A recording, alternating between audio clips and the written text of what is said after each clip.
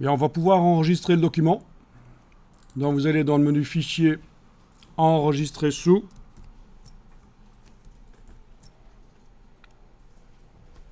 Donc vous connaissez les différences. Enregistrer, juste au-dessus, le CTRL S sur le PC, c'est le raccourci. Touche CTRL et S.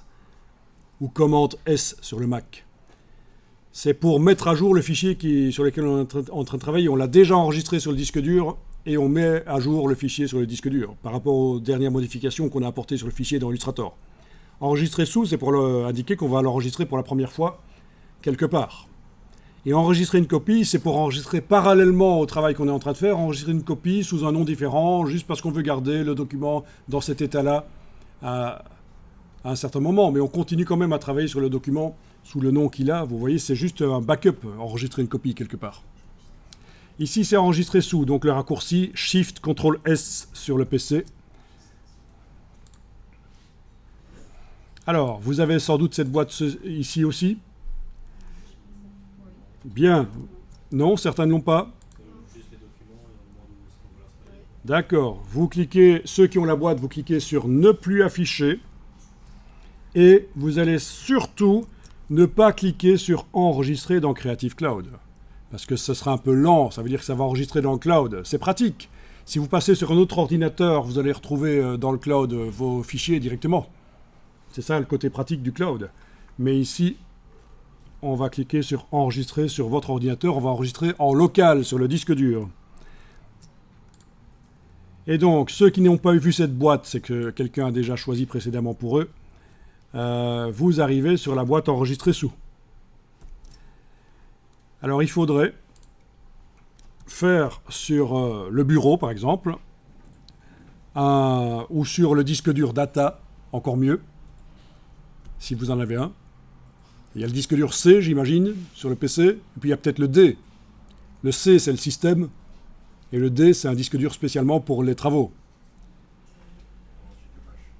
Même sur Mac, on a intérêt à avoir deux disques durs comme ça, un pour le système et un pour les travaux. Ici, j'ai qu'un seul disque dur, et donc tout se mélange sur le même disque dur, ce n'est pas bon professionnellement. Il vaut mieux avoir plusieurs disques durs, mais bon, ça passe, hein, tant qu'on n'est pas en train de travailler avec des gros fichiers et qu'on gère bien les choses. Hein, c'est le disque dur, ça passe. En tout cas, voilà, sur le bureau de l'ordinateur ou sur un disque dur, vous créez un dossier.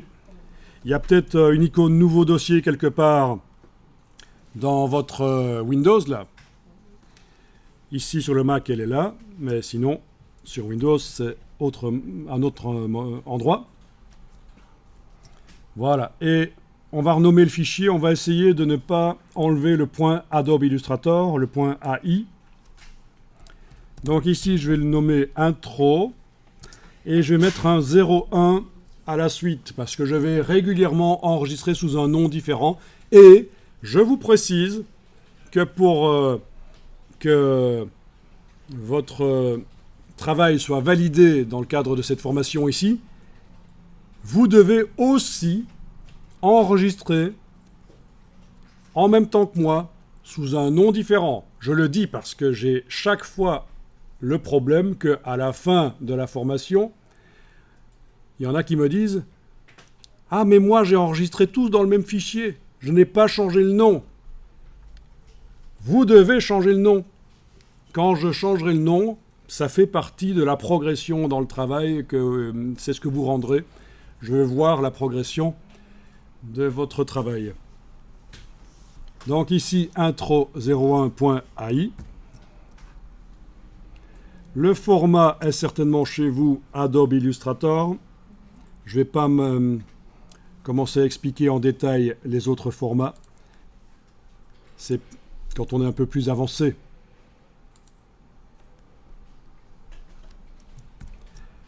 Sinon, on va perdre un peu de temps pour cette introduction. Donc, vous cliquez sur Enregistrer et à ce moment-là, les options d'enregistrement apparaissent. C'est ici qu'on pourrait rendre compatible le fichier Illustrator avec d'anciennes versions. Je suis dans Illustrator 2023. Pourtant, je vois que ça enregistre en format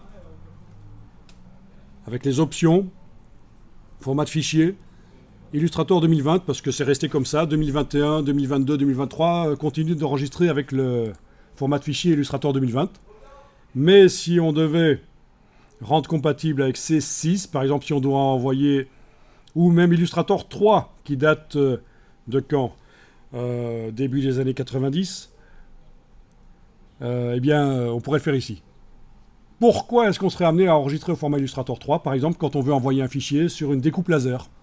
Il y a des découpeuses laser qui sont pilotées par un autre logiciel similaire à Illustrator qui s'appelle Corel Draw, et ça passera mieux si vous enregistrez au format Illustrator 3, par exemple. Bon, tout ça, c'est spécifique, il faudra se renseigner.